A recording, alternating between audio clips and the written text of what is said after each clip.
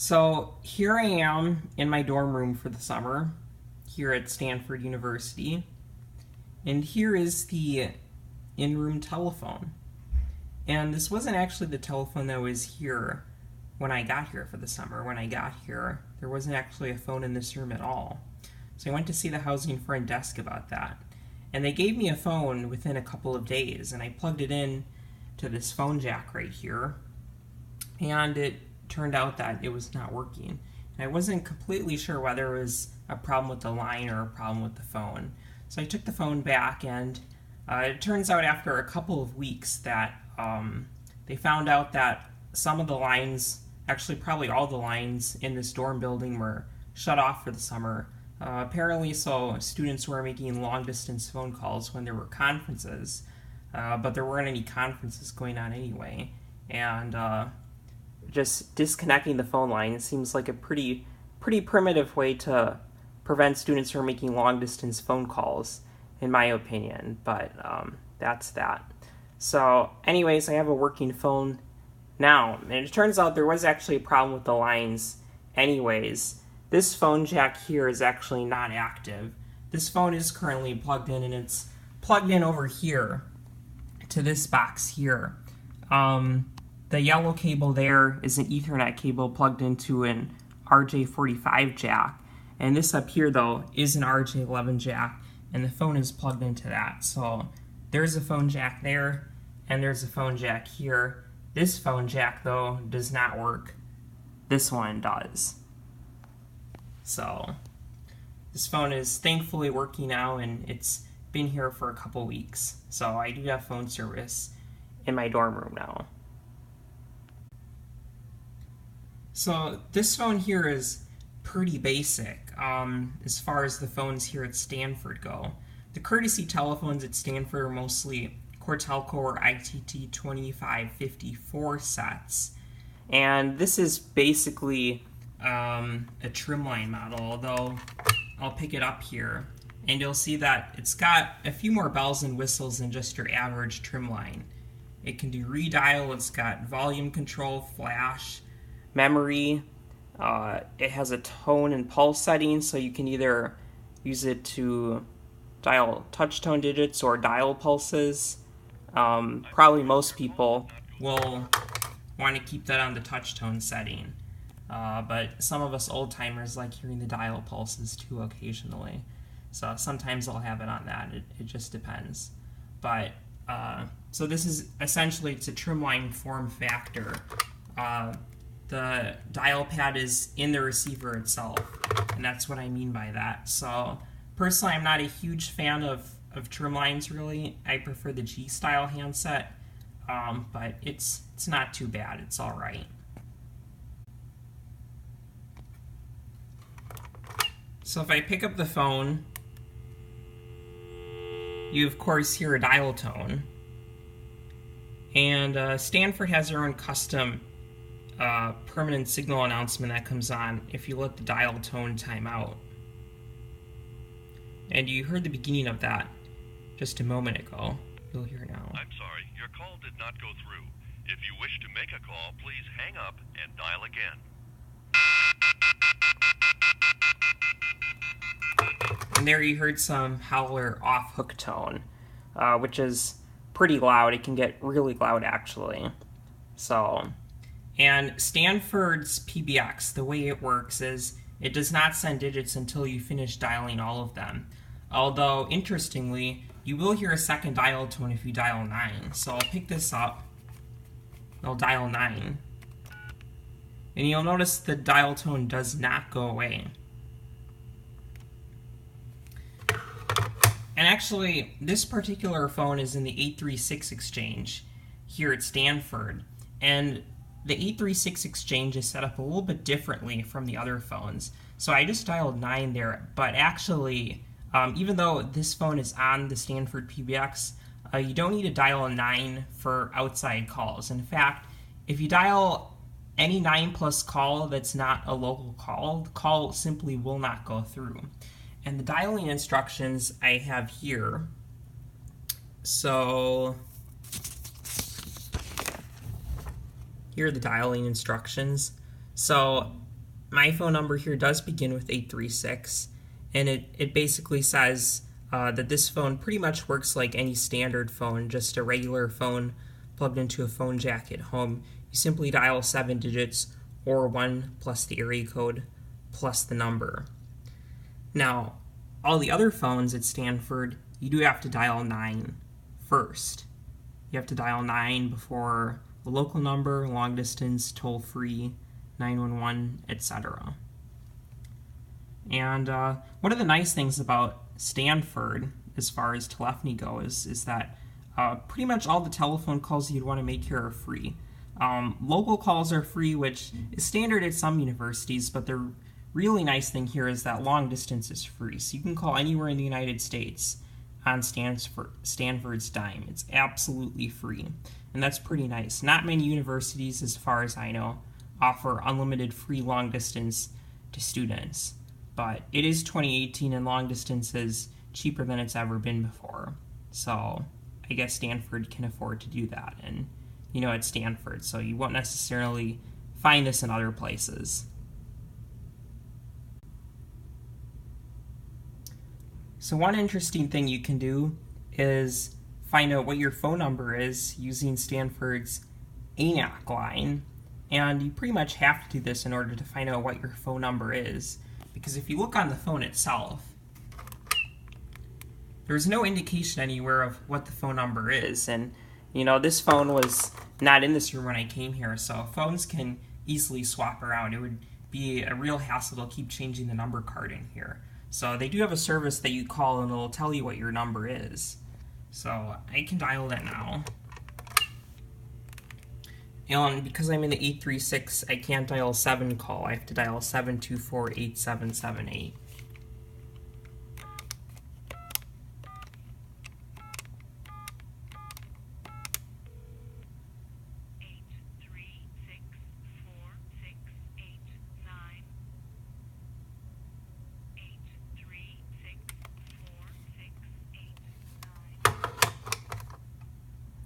And just to prove that I can, I'll dial that call using the pulse setting now.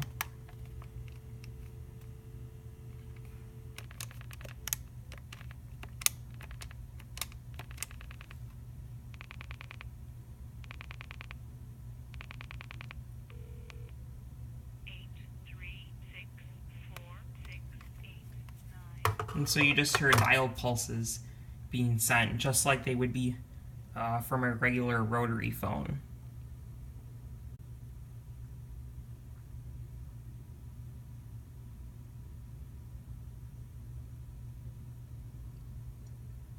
So just to demonstrate now, we can make a few calls just to test this out.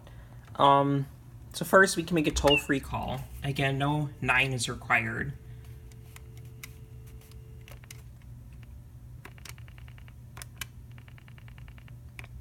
And I'm dialing a toll-free weather line.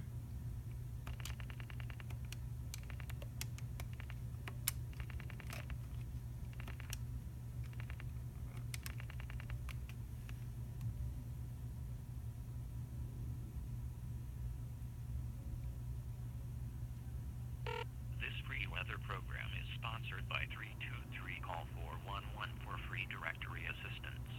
To find a number, press 1 now, or stay on the line for your weather forecast.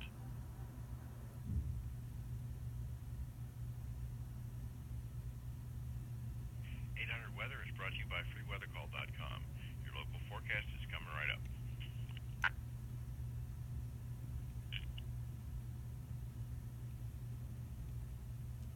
Your forecast is coming right up immediately following the local number in your area that provides your local weather. The number 41577771212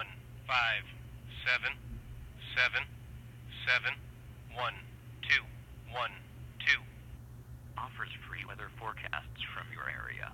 Now stand by for the weather. San Francisco, California, Monday, August 6th. Mostly cloudy in the morning. So that weather is actually for San Francisco, since that's the nearest weather location that they have near me. And it turns out that where I am at Stanford in Palo Alto, it's basically always hot and sunny during the day. It hasn't rained at all in the 2 months I've been here almost now so far. In San Francisco, they have fog. They're right on the coast. It's usually much, much cooler there than it is here. So getting the weather in San Francisco doesn't actually help me a whole lot. But I can now dial the number that they said was my local number. So they have numbers set up all over the US. You can dial them toll free, of course, which I do often from payphones, since when I use a payphone, obviously it's not free, but long distance calls here are free, so I can dial the regular local number here that they have in San Francisco.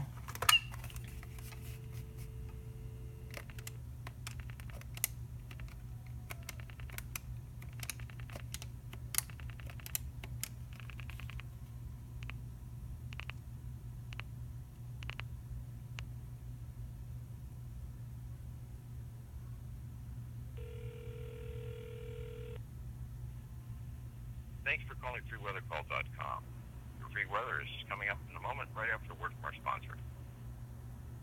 Are you taking multiple medications? PillPack is a full-service pharmacy that sorts and delivers your medication. So basically just like the free weather call, toll-free line, except it just launches right into the weather after a brief ad. Interestingly, when you call the toll-free number, you don't have to listen to an ad. When you call the regular number, you do. I find that interesting. I feel like it should be the opposite. But I'm not complaining about that. I actually use the toll-free number from payphones quite often. So I can make a few other calls now. I can call myself, and if I do that, I'll get a busy signal, just like you might expect. And I have to dial all 7 digits because I'm on the 836 exchange. All other exchanges can just dial 5 numbers, 5 digits.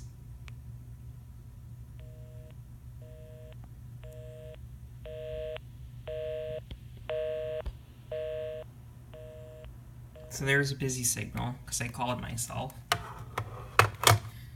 Now, interestingly, if I try to dial 5 digits, just the last 5 digits, like all the other phones on campus, I will get an error. So if I do that,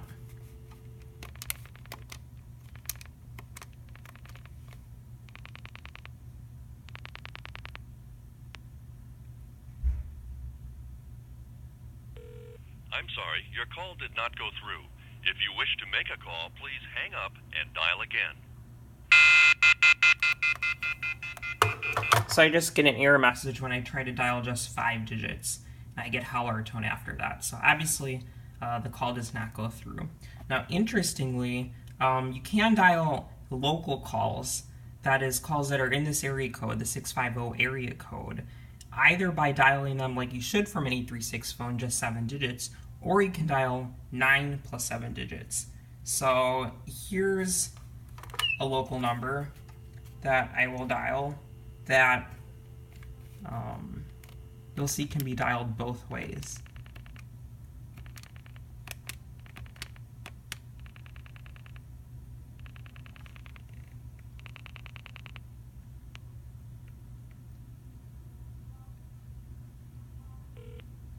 Thank you for calling Fry's Electronics. To take advantage of Fry's hottest deals, visit frys.com/find. So the call went through successfully. But I can also dial them the 9 plus way.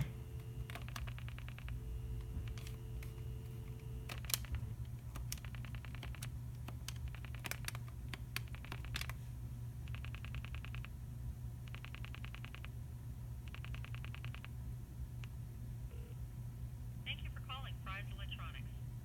And you can see that the call went through, like you might expect it to. Now, like I said, that only works for local calls. If you dial any other call, long distance, toll free, that will not work. So I'll demonstrate now. I'll call the MCI ANAC number.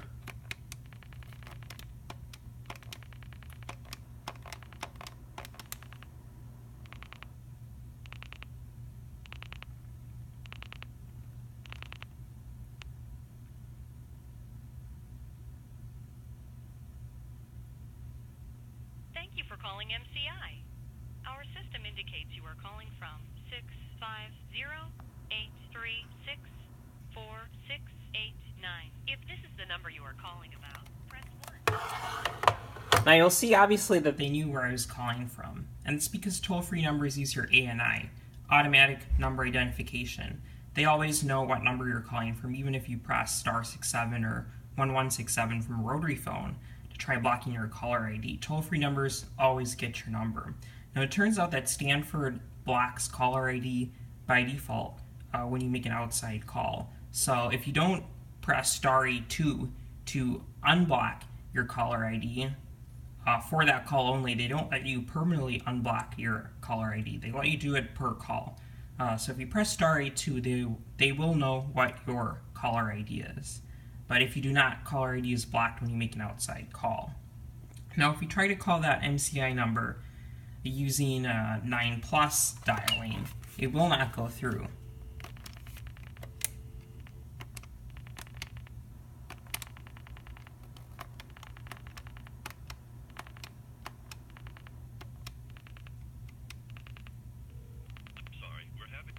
And you can hear that you get an error even before you finish dialing.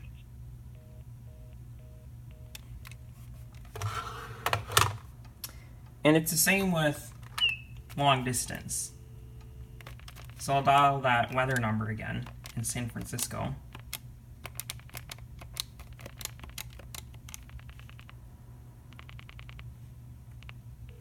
I'm sorry, your call cannot be completed as dialed. Please check the number and dial again.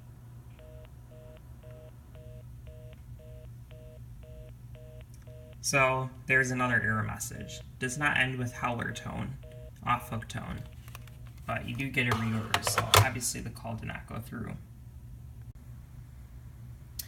Now, one more interesting thing is, it says specifically in the 836 exchange instructions that to reach the Stanford operator, dial O, or dial 0.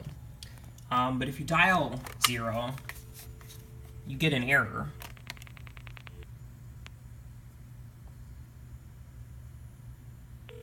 I'm sorry, we're having difficulty completing your call. Please try again in a few moments. So calls to 0 do not go through. And there's another number for information. Stanford information, dial 200. And I don't believe that number goes through either.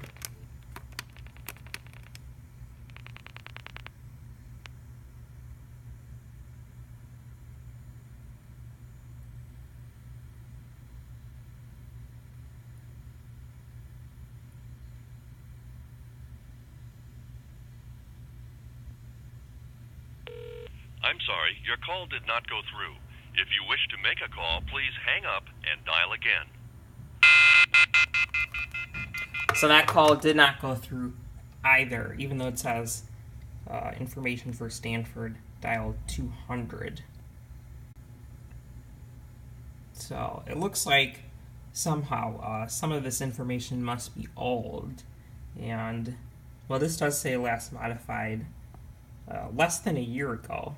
So, unless they changed something recently, which I doubt they would do, I mean, I don't imagine they would get rid of their operators and information operators all of a sudden like that. So, it could be something to do with the fact that this is on the 836 exchange. I haven't yet tried dialing 0 or 200 from a Stanford phone that's not on the 836 exchange, such as a courtesy phone. So, it's definitely possible that the 836 exchange is programmed not to allow access to 0 or 200. So now, just to demonstrate, if we want to unblock our caller ID before we send it out, you dial *82. And this is on the pulse setting, so it could change to tone. Or if you press the star key, that changes the dialing setting from pulse to tone just for this call. So you'll hear touch tones now. And you hear that stutter dial tone. Here, I'll do it again so you can hear. So even though the phone was on the pulse setting, you can use tone for one call only by using the star key. And that comes in handy for a lot of people who don't have touch tone service on their landline, but they might call, say, a company and they have to navigate some sort of automated phone menu, and they can just press star, and then they can use their touch tone buttons to actually send touch tones. And that way they don't have to change their phone to the pulse setting, from the pulse setting to the tone setting, and then change it back again. So it's just a little convenient feature for those times. So I'll dial star 82. Oops. There we go.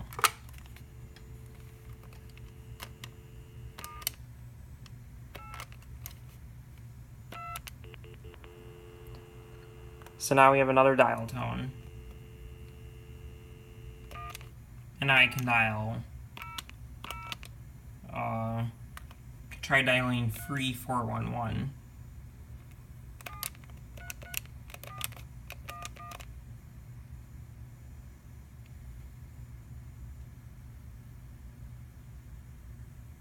Free 411.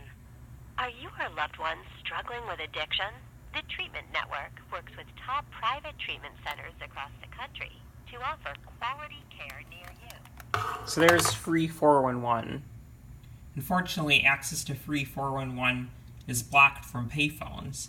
We actually get a sorry, your call cannot be completed from a payphone as dialed error message when you call 311 from a payphone. But if you do call from a non-payphone, the call will go through.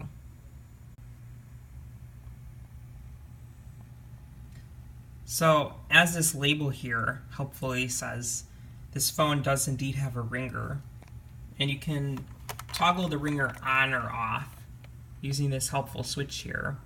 And it just allows you to turn the ringer off or on. There's no volume setting for the ringer like there is for the handset. For the handset, you have 3 volume options: low, middle, or high.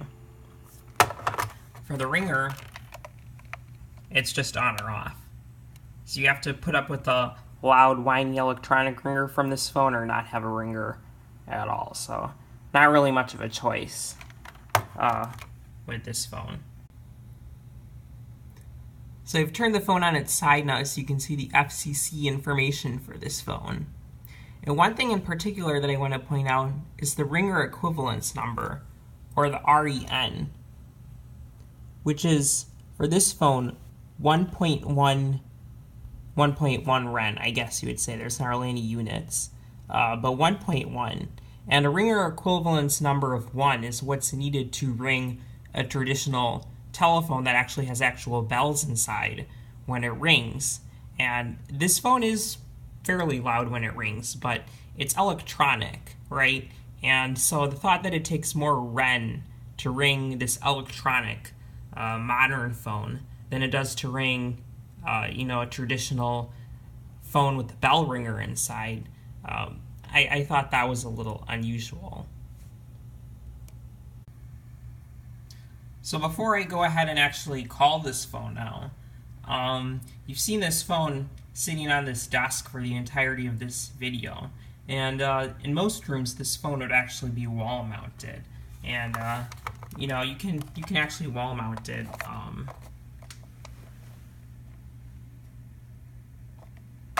You just put it on the nail right here, and it'll just slide right in, and there it is. So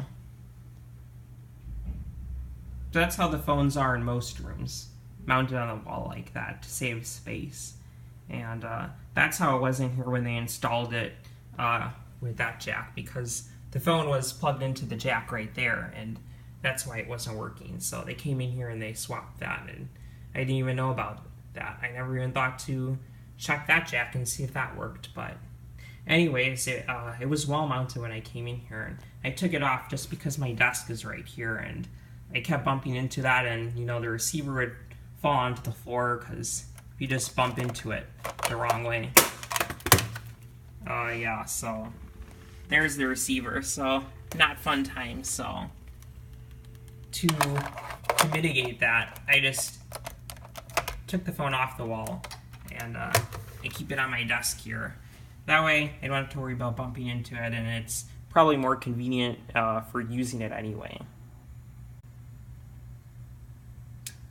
So, now I'll finally ring this phone.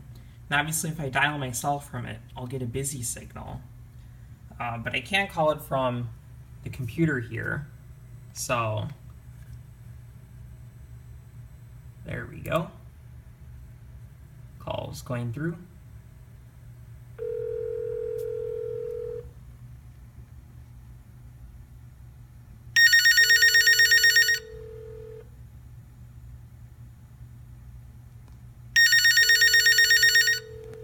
And so that's what it sounds like.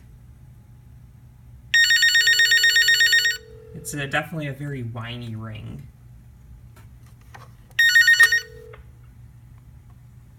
So I've picked it up now. And you can hear me in two places now at once. From the computer and from the actual telephone itself. You get some cool echoes. But like I was saying, and I'll hang up now because that's just annoying. Like I was saying, oops, okay, there we go. So, the ringer is definitely a little annoying. In my opinion, the traditional ringers from real, vintage, traditional telephones, the bell ringers, are much more pleasing to listen to than a whiny ring like this. I wouldn't want to listen to this, so if I was actually staying here, I would just get a traditional telephone, either a rotary phone or a touch-tone phone, and just use a traditional desk telephone rather than this phone, because of course there's no reason why I couldn't plug my own phone in here. And if I actually went with the rotary phone, if I ever needed the touch-tone, because this is the room phone, obviously it's not my property, but I could put the rotary phone right next to this phone and I could just get a splitter and split that line jack there. So that way I can, if I need to navigate some sort of menu or use touch tones for any sort of reason, then I can just pick up this receiver and then use the buttons here for what I need, and then just hang it up again and go back to using the rotary phone. So here is one interesting thing about this phone actually. As you can probably tell, it's not the fanciest or the most well-built telephone there is, not by a long shot, and I'm pretty sure actually that yeah, it says made in China, so it's not even it wasn't even made in America like the reliable traditional Bell system telephones. And when you pick up the receiver too quickly, you hear a kind of squealing, and it's actually kind of hard to describe, so I'll just demonstrate it. If you go like this, and it's hard to do while filming, but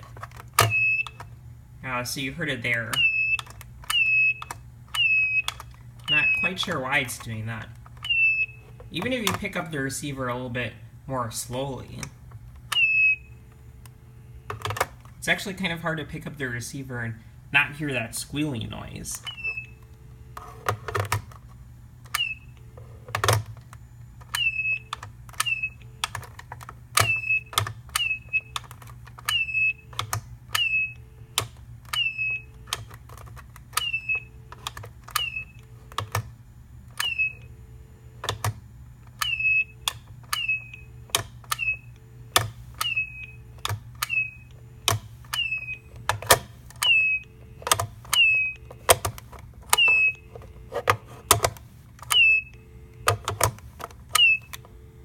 So it's kind of hard to say if it's actually the handset itself, or maybe the switch hook.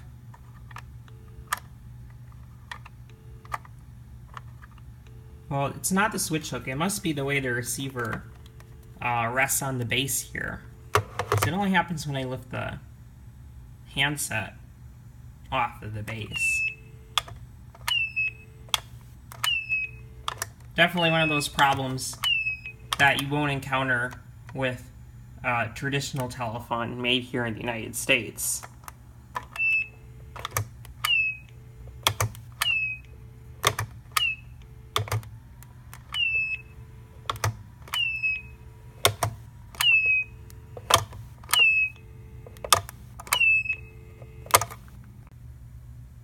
So that was just a quick video on this telephone here, and more broadly the phone system at Stanford. Well, not the Stanford PBX or anything technical, but basically just how phone service here works. So a quick overview of this phone and phone service here at Stanford. So I know some people wonder, what's the phone service like? That's not something that colleges typically put on their website. If you do some searching, like what I did here to get this document here, which is actually just a collection of websites, you can see the URL where I got that. And there's several links like that in this printout here. But if you just do a search for some colleges, sometimes you can find out what the rates are. Is phone service free in my dorm? What are the rates for phone service? Do I have to pay for a long distance, etc., etc.? So obviously, like I said before, at Stanford it's really nice. As long as you're not making international calls, you won't have to pay for phone service at all during your time here, which is really nice. It definitely saves on a lot of money, because a telephone line can often be, $20 a month, and that does add up, and college students are usually broke, so putting that $20 a month somewhere else definitely helps. So, hope you enjoyed this video. That was just a quick overview of this phone here in the Stanford phone service more generally.